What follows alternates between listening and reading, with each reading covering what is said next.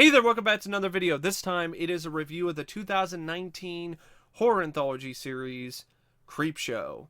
Specifically, the first season of Creepshow.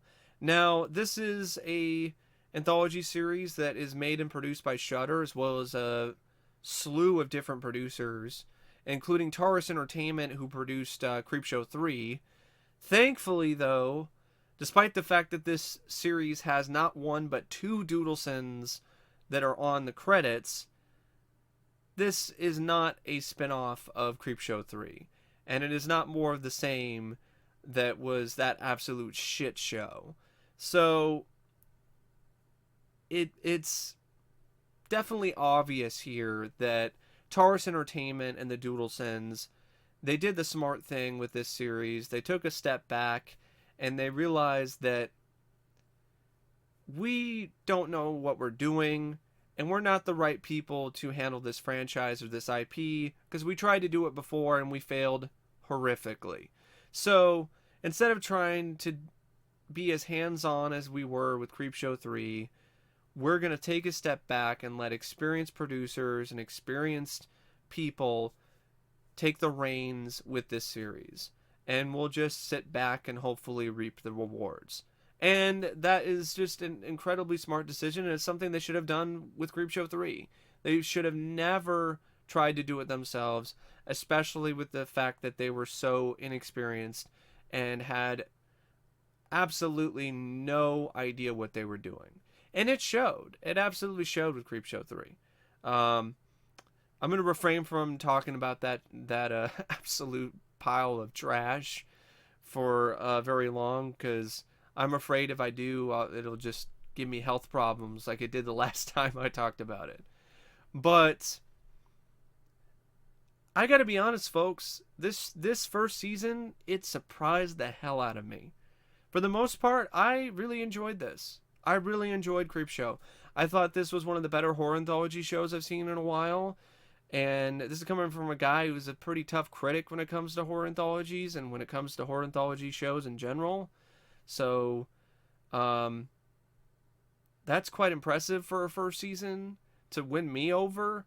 And I thought it got off on a really good foot.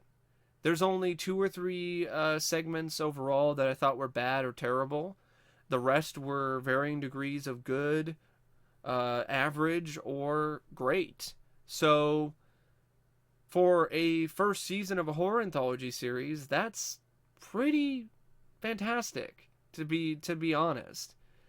I think there's a lot in this show for Creepshow fans and for horror anthology fans, or just horror fans in general, to enjoy and appreciate.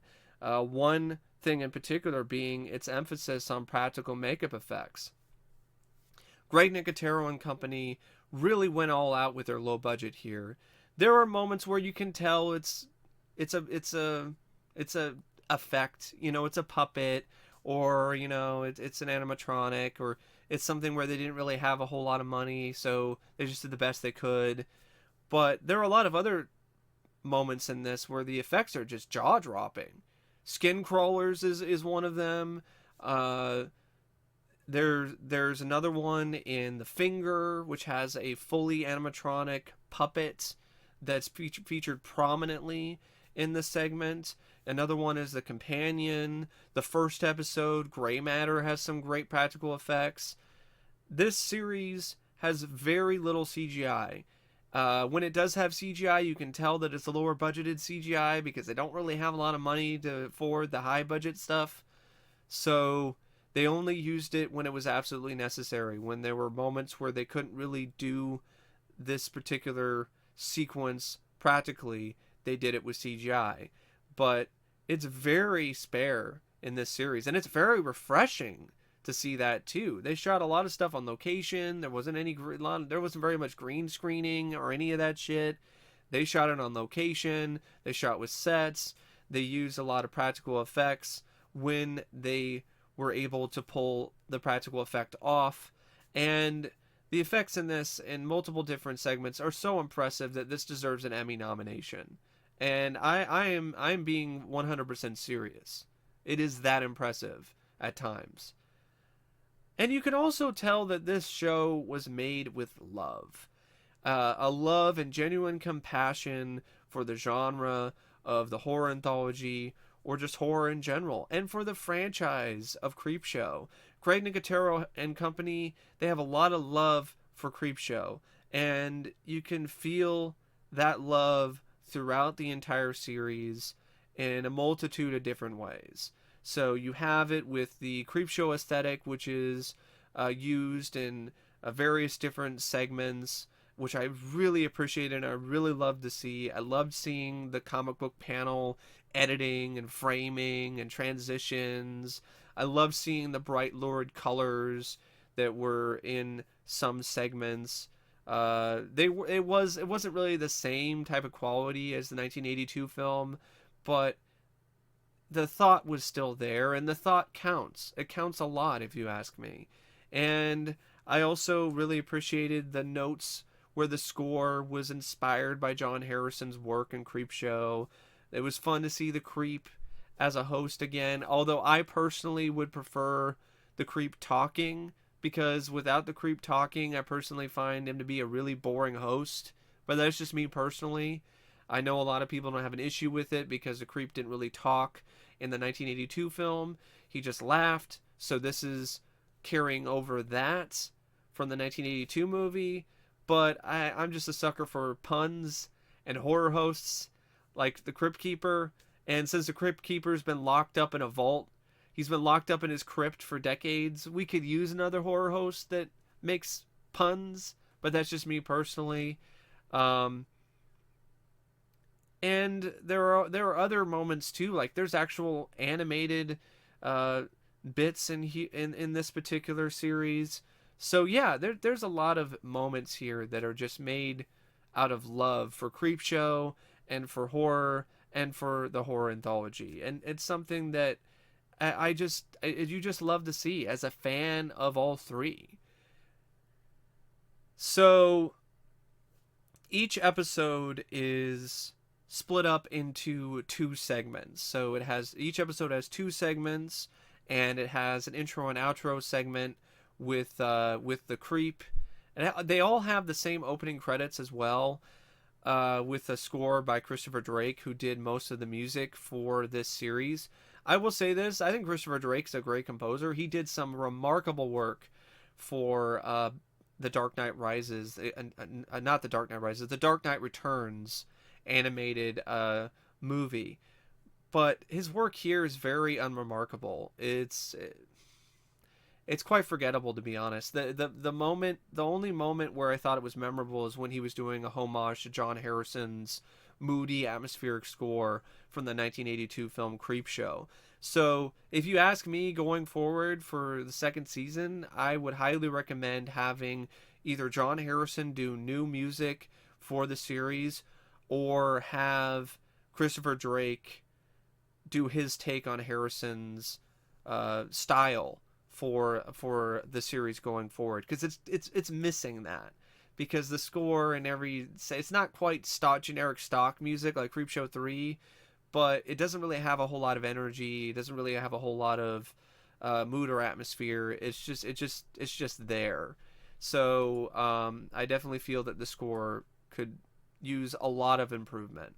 It's one of the weakest things about the series for me as a whole is the score. Now, the first episode of the series is Gray Matter, and this is the first segment of episode 1 of the series is Gray Matter. Forgive me, my own gray matter has given me issues. Also, I've had to record this like way too many times due to technical difficulties. So hopefully everything goes as planned here. So Gray Matter is based on a short story by Stephen King. It's the only Stephen King short story that's adapted in this season. Hopefully there will be more in the second season. Hopefully we get to see Pinfall finally adapted. That would be really cool. But going back to Gray Matter, I'm not familiar with the short story, so I can't really say whether or not it's a bad adaptation or not. But I personally really enjoyed this segment. It was one of my favorite segments. The teleplay by Brian Willinger and Philip D. Blasi. I thought they did a solid job. But like I said, I don't really have a frame of reference when it comes to the original story to go off of.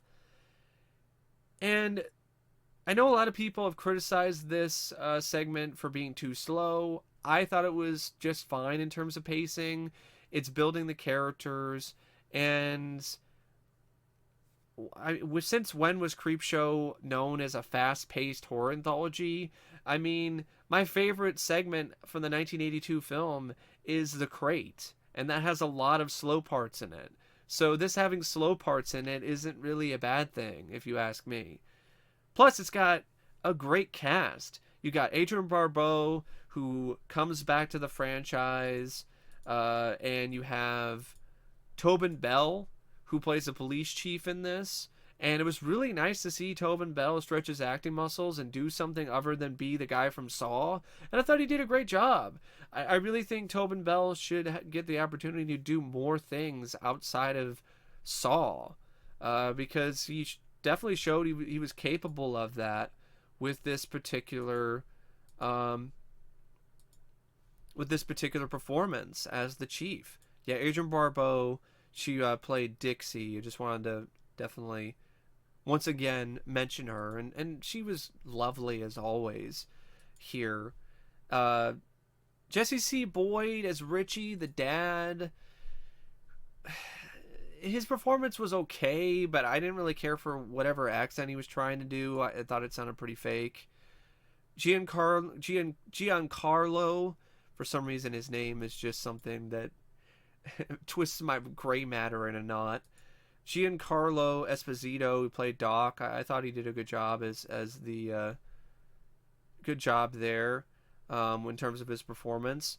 And I really like Christopher Nathan as Timmy, who played the son of Richie, who's dealing with his father and his addiction to Harrow's beer and what it is doing to him. Now, I don't really want to give a whole lot away with any of these segments, unless it's imperative for me to really kind of discuss the segment. So I'm not really going to provide too many spoilers. I will just say this. I really like the concept of this segment. I loved how they took something as innocuous as a can of beer and made it sinister. And I also loved what they did with mold. If you've seen this segment, you know exactly what I'm talking about. And yeah, I thought Greg Nicotero's direction was really good. I honestly think he's a quite impressive, excellent director in his own right. He does a great job setting up shots and working with his actors and definitely shooting practical effects. So yeah, I'm looking forward to seeing Greg Nicotero's other episodes from season 2 and whatever he wants to direct going forward, because I think he's quite talented. And yeah, it's a segment that it's definitely got some really gross moments in it, and it's got some crowd pleasing bits and some nice bits of gore here and there. There's some dodgy CGI near the end, but it's not quite PlayStation 1 level. But you can tell that they didn't have a whole lot of budget available to really have really high quality CGI, so you can tell it's CGI.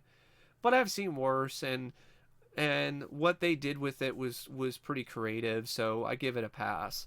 Overall, I thought this was a really strong start to the entire series, and a really strong, solid first segment. And definitely, I would say right up there with one of my favorites. It isn't my favorite segment of this season, but it's close. The second segment is The House with a Head, or The House with the Head. Oh, it's The House of the Head, sorry. My head kind of hurts when I think about this segment. It's not because it's a bad segment in general. It's just a really generic, forgettable, below average segment. There's some interesting concepts and cool things in this. Like there's some really fun homages and callbacks to Creepshow with Easter eggs in the dollhouse that this girl has, which is the feature of this particular segment. So you see the ashtray that was featured in every segment in Creepshow, not in the sequel because it didn't really have. I think the ashtray was in Creepshow 2 though, but not in every segment. So features the ashtray. You also have Old Chief Woodenhead. Speaking of Creepshow 2, he has an appearance in the dollhouse, and you see Fluffy's crate. So that's just some really fun stuff, and that's a way to have a callback to the 1982 film without ripping it off. I really appreciate those kind of Easter eggs. More films should do that kind of stuff instead of just being like, here's that scene, and hey, do you remember that scene? Do you remember this? I'm like, yeah, I do. You're just making me want to watch that movie with that scene again instead of whatever you're trying to do here. But that's not really what happens with this. This one's directed by John Harrison. It's written by Josh Mallerman. This one, it has I believe it's based on, it's based on a short story by Josh. The performances in this are fine. In particular, the lead, which is this young actress named Kaylee Fleming, who played Evie. I thought she was honestly really good, and I think she has a really bright future ahead of her when it comes to acting. And the overall concept of she has a dollhouse, and there's this mysterious severed head that keeps showing up, and it ultimately causes chaos to occur inside the dollhouse and makes the denizens of the dollhouse's lives a living hell. And the girl Evie is trying to do what she can to save the Smiths, which is the name of the family. But things are pretty tired and rote and pretty predictable when it comes to how things unfold. There's a bit of gore, but it's all like fake doll gore. So it's one of those things where it's a really tame segment. Like, this could have easily aired as a Tales from the Dark Side episode if you cleaned up a few things. Maybe you didn't even have to clean up anything. And the ending just feels like a letdown because it's building up and building up to the house with the head, the head doing something, and the house ends up in the real world, but it just ends up getting vanquished way too easily. She just grabs the head, throws it in the dollhouse, and gives the dollhouse away, and that's it. That's all that happens. The segment ends with essentially no casualties and nothing really happening other than some fake dolls got murdered. That's it. That's all that happens. So, I mean, I've seen worse. Out of the segments that I like the least, this is the one I would probably say is the best. But overall, I wasn't a fan of this. The story didn't really grab me that much, and the ending was a letdown. But I will give it a lot of credit for some of the performances, and definitely for John Harrison's direction and the cinematography, the way that he shot his sequences inside the dollhouse was really, really good, and I thought the framing was nice. So it's one of those things where could have been a lot better, but could have been worse. So yeah, overall, pretty decent first episode. Then we have the second episode, which has 2 segments in it, just like all of the episodes in this particular season. And this one features Bad Wolf Down and the Finger. Now, Bad Wolf Down is directed by Rob Schrab, and this is one of the original stories that is written exclusively for this series. It isn't based on a short story, and for the most part, the ones that are already based on a short story are some of the strongest out of the season. This one is one of those that I thought was average. It was a time waster. It was fun for the bits of gore, the practical werewolf effects. I liked the originality, the uniqueness of the different types of werewolves in this. I thought that was different because most of the time it's either like they're bipedal or they're all on 4s or, here it's different types, that was cool. Like there's a bipedal one, like a dog soldiers howling kind of werewolf. Then there's one that's more similar to the American Werewolf and London Werewolf, where it's on all fours. And then there's another one where it's kind of halfway there, kind of Wolfman on steroids kind of werewolf. So that's pretty fun to see different types of werewolves. Um, Jeffrey Combs is a treat, but man, he was chewing up every bit of scenery he got his hands on in this segment as the evil German officer. Um, and at times it was a little cringy in terms of his acting, but it was still fun to see Jeffrey Combs. The rest of the cast is fine. I mean, they're not bad or anything. David A. McDonald, Dwight Tolar, Callan Wilson, but they're not. I wouldn't say they're anything. They don't deliver performances that are really that impressive. The direction by Rob Schrab is also just adequate at best. Uh, and but this is a segment where you have bits of the Creepshow aesthetic near the end, which was really cool to see. So that bumped it up a notch for me. Not one of my favorite segments out of the season, but not one of the worst, and still worth a watch for some nice bits of gore, some decapitations at the end, and some hairy fun. So the next segment though is, I would probably say, I wouldn't say it's my no, this is my favorite. This is my favorite segment from this season. This is a real standout and a real surprise in a multitude of ways. So this is The Finger. This is also directed by Greg Nicotero. I mean, what can I say about Greg that I haven't said already here? His direction is once again really solid, really impressive, and really well done. Sets up his shots well, gets the most out of his actors, has creative moments with the editing, with the cinematography, and with how he's framing things. And he does a great job shooting the creature effects because he's got so much experience with it. Sometimes experience really does pay off, and this is a prime example of that.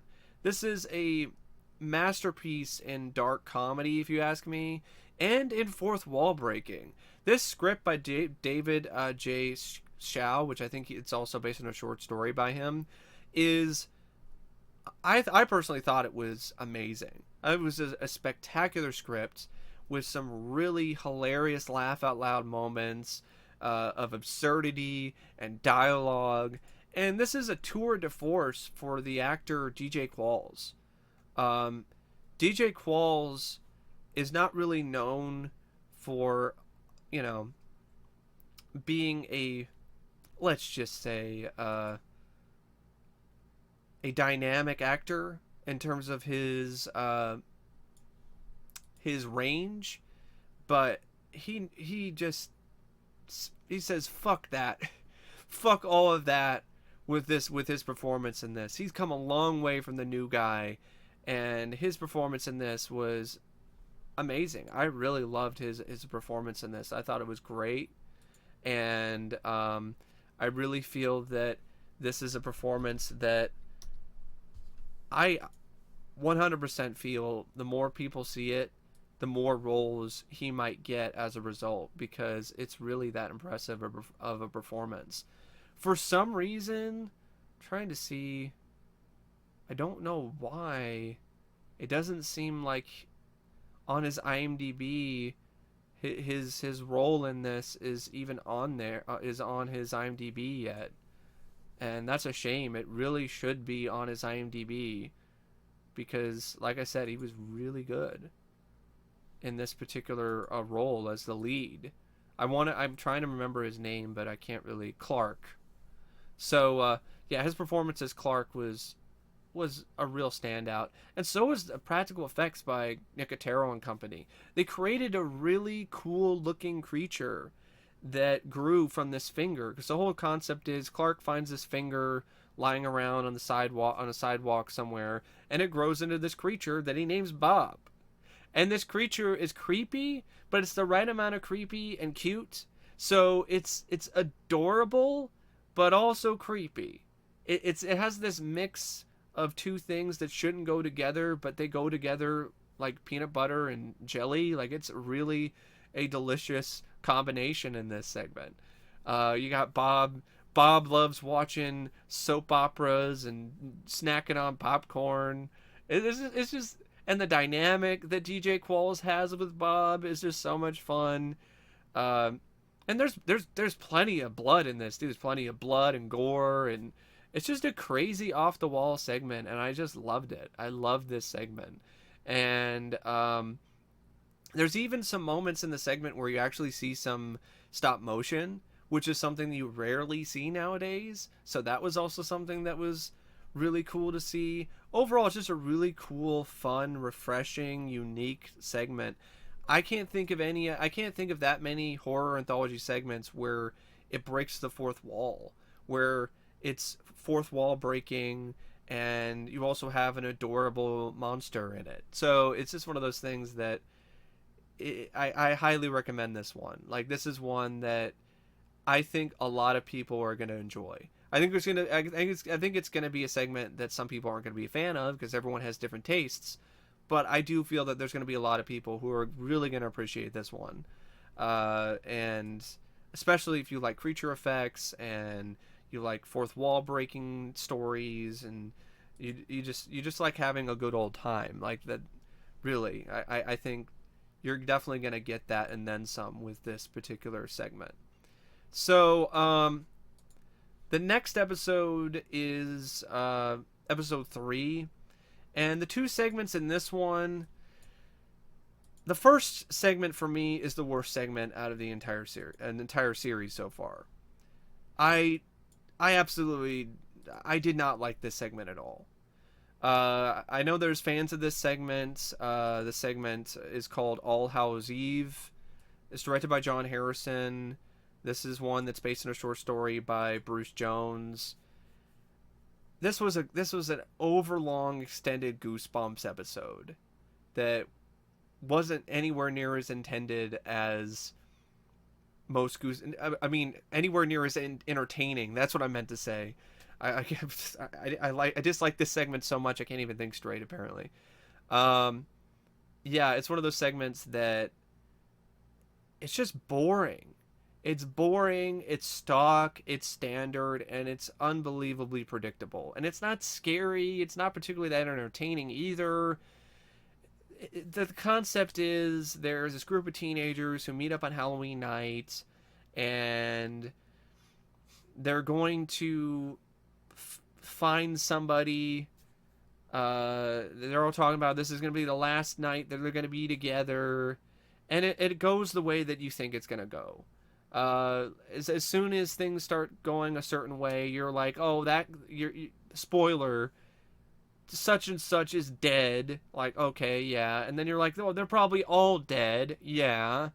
And that's really the whole twist. That they're all dead. They got killed by some jerkwads who pulled a prank on them and burned them alive in their treehouse. And so their whole thing every Halloween night is to rise from the dead, and I guess, but they're not really zombies, they're more specters or revenants. So they go to the houses of the guys who killed them and get revenge on them and kill them. And so they end the segment ends with them burning the lead bully to death. And then they go fuck off to the cemetery. It was just very forgettable, boring, lethargic segment. The performances were fine by the actors, the young actors. I mean, I didn't really think they were a problem or anything. Connor Christie, Madison Thompson, Jason Jabbar Wardlaw Jr. I apologize, Jason. Andrew Eakley. Or Michael May, but just they didn't have a whole lot to do, a whole lot to work with. Just incredibly generic and dull segment. It's competent in a multitude, in a lot of different ways, but It's not enough to make up for an incredibly boring snooze fest of a story. So the next segment, though, is clever. Now, I wouldn't say it's like the best segment of the series or anything, or the season, but it's a clever segment that had a lot of unique touches to it. So this one is called "The Man in the Suitcase." This is another one based on a short story, this time by Christopher Buehlman. Now, yeah, and this one is directed by David Bruckner. And I thought David Bruckner's direction was good. Had a nice amount of dynamic to it.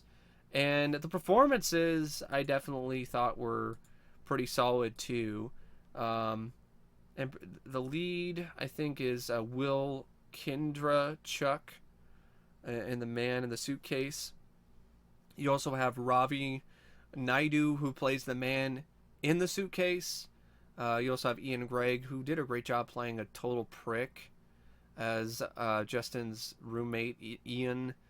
Madison Bailey plays his, really, let's be honest, his thought of a girlfriend who only, was there with him because when he was able to, like, serve a purpose for her, like financially or other means, but when he wasn't able to do that anymore, she dropped him like a bad habit. So the concept with this is something you might see in a Tales from the Dark Side segment, but this time around it's like really dark and violent and gory, something that the Tales from the Dark Side really couldn't have gotten away with because of the censors. But the man in the suitcase is literally a man in the suitcase.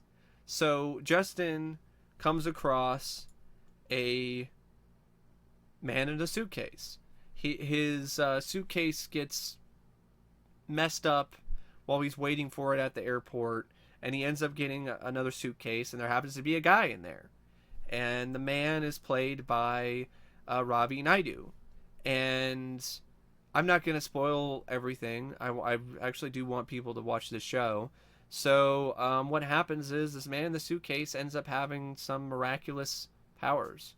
And Justin and his friends end up grappling with themselves and with the man in the suitcase when it comes to what to do with so much responsibility and so much power that comes from the man in the suitcase. I will say this, when it comes to some of the effects, the effect near the end of spoiler of the genie, pretty chintzy looking. That really wasn't really that good. But there were other moments where it worked, and yeah, I like the segment. I like the segment because it was weird, it was surreal, it was unique, and it was different, and it was, for the most part, pretty well put together. The only issues I really have with it are, some of the stuff with the characters a little generic and stereotypical, and then the ending I kind of saw coming, but then there's other aspects to it that aren't the usual thing, because not everybody dies, which was a nice change of pace. But yeah, and the effect at the end was pretty bad. But overall, I liked it. I liked The Man in the Suitcase. The next episode is episode 4, and this one features, at the start, the first segment of episode 4 is The Companion. This one is also directed by David Bruckner. This is based on a story by Joe R. Lansdale, Casey Lansdale, and Keith Lansdale. It's got a teleplay by Matt Venne. And this is another really strong segment. This is the segment that has the best music in it. At the end of the segment, there is Christopher Drake's take on John Harrison's style for Creepshow, which is always welcome. It's just a wonderful style. More people should be using that style for a horror anthology, let alone a horror film. The companion features Harold, Smitty, Billy, and in terms of the characters, so you have Logan Allen, who plays the main character named Harold. Dylan Gage plays his friend named Smitty, who's clearly they're inspired by by the fat kid from It. Really, you can tell that that's what they're trying to go with here. Voltaire Colin Council plays Billy, his older brother, who's just a straight up douchebag. And Carrie Jones plays the Scarecrow in the segments. And you also have, Afemo Omalami, who plays Brenner, who is the original caretaker, the original guy who owned the place, and the man who built the companion. Now, I don't want to give a whole lot away here because I do want people to, like I said, I do want people to see this show. But I will say this is another segment that is a real standout for practical effects. The practical effects for the companion in this is really impressive, really well done. And I got to give the actor Carrie Jones huge props for his work in the Scarecrow suit. The only things that really kind of hurt this for me is you don't really see Billy get his final comeuppance at the end. It kind of cuts away and doesn't really show it. And to be perfectly honest, he's such a douchebag. That's a little bit of a letdown. But at the same time, he's the type of douchebag that is so douchey that it feels really fake. Because the whole thing is he's like, I'm gonna kill you, because like his brother doesn't want to get the daily beating, I guess, from his older brother, and he actually fights back one time, I guess. And so now his brother is like, I'm gonna get you and I'm gonna kill you. It's like, who really goes to that extreme? Whose older brother is that extreme of a douchebag? Maybe, hey, if you got an older brother who's like that, please let me know, because that seems like that only happens in the movies or in TV shows. Like that's just like he's gonna follow him to the ends of the earth so we can kill him. Like, it just seems a bit much. That being said, still a really good segment with some really creepy, eerie moments. And honestly, one of the coolest looking scarecrows I've seen in years. So yeah, definitely one that I would recommend. The second segment is one that I liked okay, but I can see why people aren't too fond of it and aren't really that into it. It's Lydia Lane's Better Half. This one's directed by Roxanne Benjamin. It features a story by John Harrison and Greg Nicotero, which they wrote. It was a short story apparently they wrote, and it's adapted by John Harrison. This one, Tricia Helfer is really good. Like I really enjoyed watching her play this just rich bitch. I thought her performance was quite fun to watch, and I thought she really did nail it.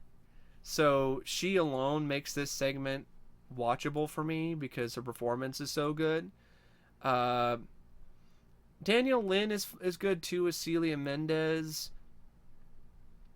The whole thing about this is Lydia Lane is this entrepreneur, this rich businesswoman who just won the Woman of the Year award, and she's known to be this amazing person, but of course she's a total bitch. She doesn't give her companion the promotion. She gives it to this other guy, and so Celia, who had been sleeping with Lydia and been doing all these things with Lydia, she thought that that was going to lead to her getting a promotion, and she doesn't get it. And so her and Lydia get in a fight, and Lydia smacks her, and Celia, of course, is, because this is the day and age of the internet and outrage and all this other stuff, and she's like, oh, I'm gonna call the police, and then I'm gonna call the New York Times. And then Lydia isn't having any of that and throws her ass over the couch, but then she lands on top of the Woman of the Year award, namely the back of her head lands on top of it. So now Lydia is dead, and now not Lydia, I mean Celia is dead, and Lydia is trying to find a way to get rid of the body, and she ultimately ends up getting stuck in an elevator with Celia. And then there's these genuinely creepy moments where Celia, her body moves, like as the lights kind of flicker, and then her body's in a different part of the elevator, and then it's insinuated that she might be kind of coming back to life. And then the way that they handle it near the end was definitely quite spooky. And I will definitely say this: Lydia definitely gets her comeuppance by the end of this segment. And I like the way it ended. It was very EC Comics-esque, and it was simple, but I thought it was effective in that way. So it was one of those that it's not the best segment out there, but it's a simple, effective EC Comics-esque segment where a total bitch, in this instance, not a bastard, gets her comeuppance, gets her just desserts. Some good effects too, in terms of the practical gore. The fifth episode has the segments Night of the Paw and Times is Tough in Muskie Hollow. Now, Night of the Paw, I like this one. It has a story by John Skipp and Dory Miller. This is another one that was written specifically for the series. This isn't one of my favorites. It's right up there with the ones where I like okay. But I did like it because it has some really nice bits in it and some good performances by the cast. You have Bruce Davison. He plays the lead in this, and it's always nice to see Bruce Davison. And he was really good as the lead in this particular segment. For some reason, IMDb has things wrong with the credits for this episode, so I don't really know what his character's name was.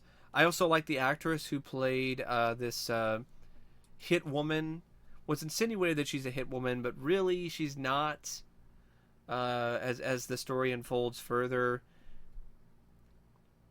the basic gist in this one, it deals with the monkey paw. You know, and if you're familiar with the monkey's paw, you know it's gonna grant some wishes, but they all come with a price.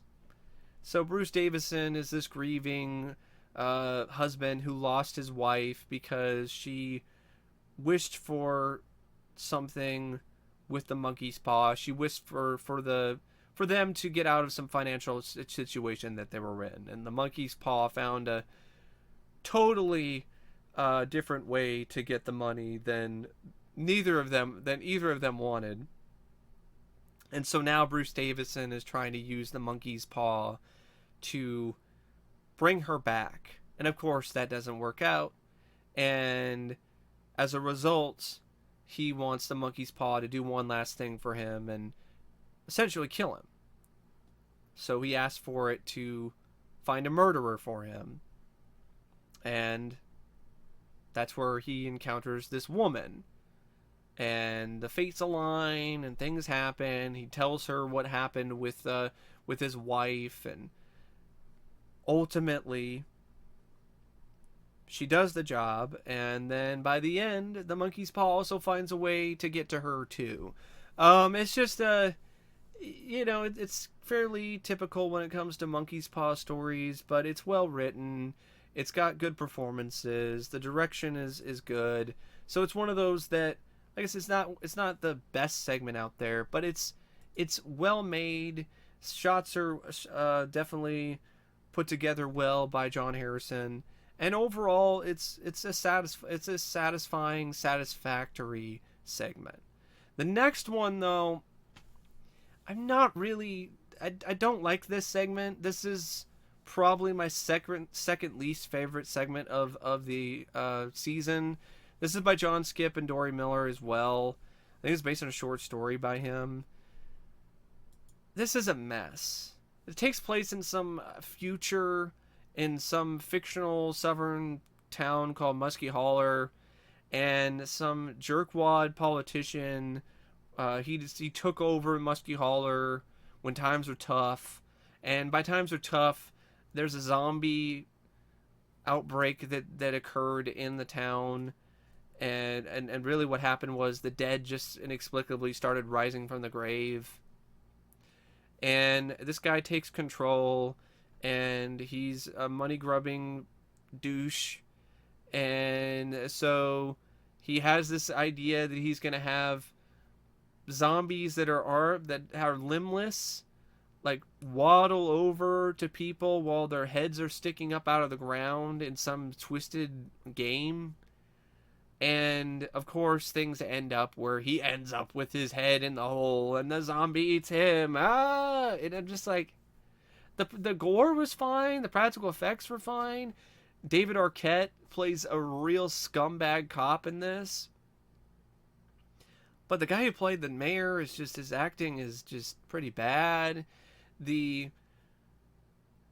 And the overall just vibe and feel of it just felt really, I don't know if it felt forced, but it just didn't feel very authentic. And then this is also the segment that has way more comic book panel sequences, and it really feels like they didn't have the budget to adapt this properly, so they half-assed it and had half the segment just be comic book panels. So yeah, I'm not too fond of this one. Times are tough in Muskie Hollow. Times are tough watching this segment. Thankfully, it's really short. That's the only thing that I really feel that is this segment's saving grace, other than the gore. The next episode, the final episode of season 1, is episode 6. And the first episode is By the Silver Water of Lake Champlain. And this one is directed by Tom Savini. It's based on a story by Joe Hill, and the story is adapted by Jason Sierra Mella.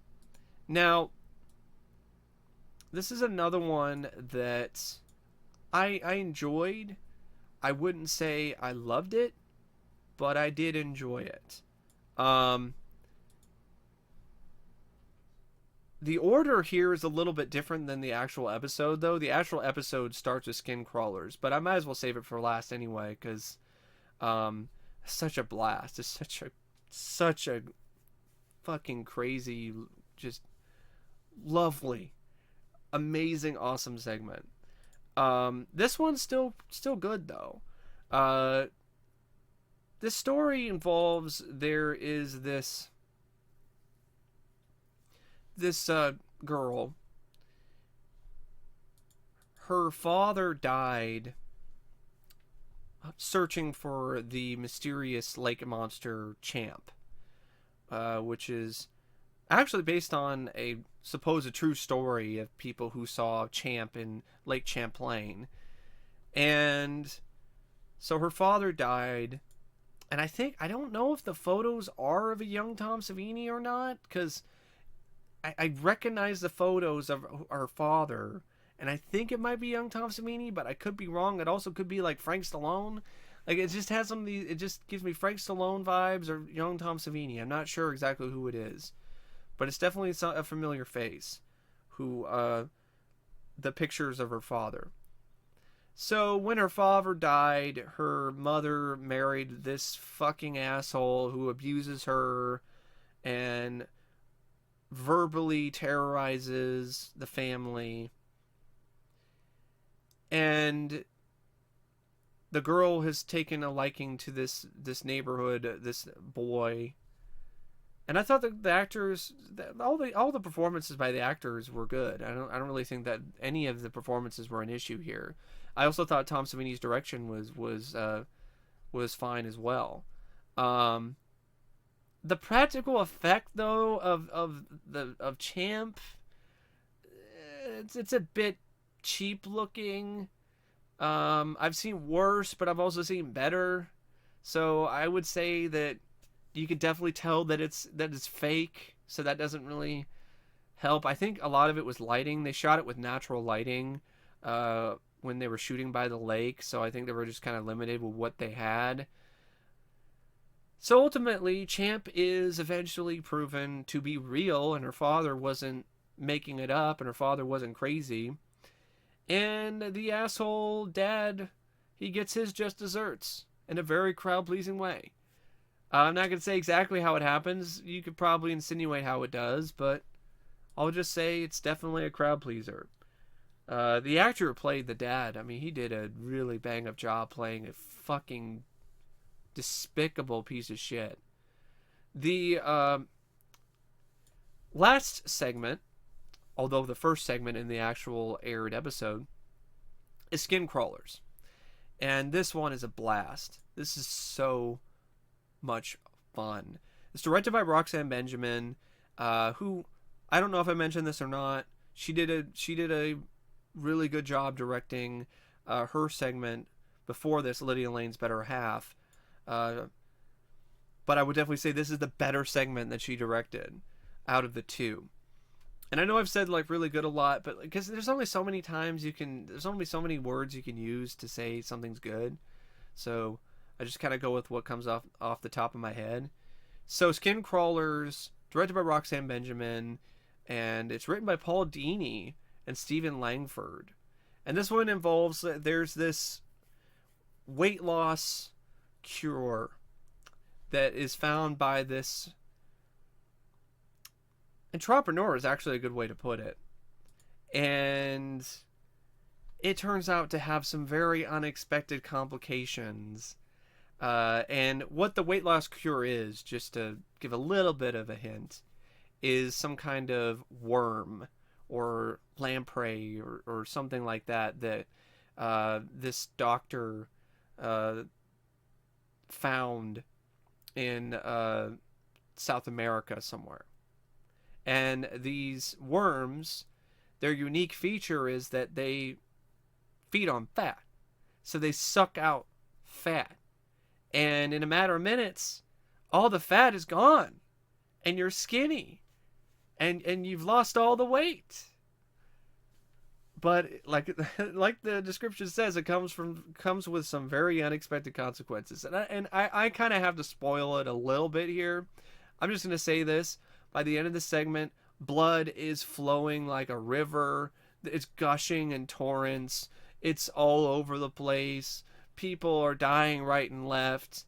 And you also get one big, giant ass mother worm at the end of the segment, too. And the practical effect for this giant mother worm, is what I'm calling it, is absolutely phenomenal. It is amazing. It is so lifelike. It is so realistic. It is so impressive. And it alone is proof that we should do more practical effects in bigger budgeted studio films. When you have a low budget show like Creepshow and they're able to do something so amazing with this practical effect, why don't we see more of that in major Hollywood studio films? I don't buy that it's too expensive. That's a bullshit reason. It doesn't make any sense and it doesn't hold any weight when you see effects like this in a low budget streaming series. So no, I don't buy that. It's a bunch of bullshit. The reason why is these studios are lazy. That's the main reason. They don't want to hire these effects artists. They don't want to wait for them to put their time and effort into these effects. They'd rather outsource it to a bunch of different effects houses and just not have to worry about it. That's the reason why. And that sucks. And that's sad. And us as audience members should expect and should honestly say openly and outright, we want better. We want better than that. Sorry, I just went on a little tangent, but it's just a topic I'm very passionate about. And when you see practical effects like this, you're just like, why? Why is this dying? Why is this amazing work dying out? There's no reason for it, except for sheer laziness by major studios. It's not because it's outdated. It's not because it's no longer effective. It's not because CGI is better when it comes to practical creature effects. It's because they're fucking lazy. But anyway, back to the segment. Yeah, this mother worm is such a sight to behold. And then it's just a really crowd-pleasing segment. Also has a really fun performance by Dana Gould, who I enjoy. I've been a fan of his for a while, so it's really cool to see Dana Gould, especially in this kind of story. And also, it's got a male lead, and it's a fat guy, and he kicks ass. He's fucking saves the day. He even says a one-liner at the end, "Suck on that." And he ends the segment triumphantly and just grabs a big hunk bar and bites a huge chunk out of it. It's just, I love it. And there's some really wonderful, clever bits of satire too on diet trends and stuff like that too.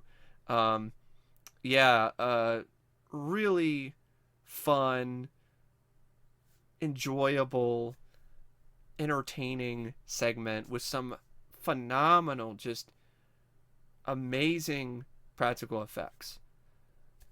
Some bits of CGI too, but for the most part, it's all done practically. And if it's blood you want, you get it. You get it and then some in this segment. Yeah. That's really all I have to say about Creepshow season 1. Overall, like I said, there's only 2 or 3 segments that I thought were bad or terrible, and the rest were varying degrees of good in terms of quality. The worst I could say some of the segments were is average or a time waster, and that's not a bad thing at all for an anthology show. I am personally really looking forward to season 2. Whether or not they incorporate some of the changes that I have mentioned here doesn't really matter. Those changes will not make or break the season. What it comes down to is the writing. It comes down to the writing and the directing and other different aspects when it comes to the technical production of the show. And it's not the most fun you'll ever have being scared. And I wouldn't really put it on the same pedestal as Creepshow 2, but it's still fun. It's definitely still fun. And you'll definitely still be scared in some capacity. But anyway, I can't really rate the entire series because that's not really how I do it when I do reviews of entire seasons, but I would recommend it. I will say that I would recommend this series. Even if you're a little leery of this season or Creepshow, the series in general, I would still recommend it to you. At least give it one watch. At least check out the episodes that I mentioned that were the best. The Finger, Skin Crawlers, The Companion, Gray Matter. And if you like what you see there, then check out the rest. But anyway, yeah. Thanks for watching my review of Season 1 of Creepshow. And as always, I will see you later. See ya.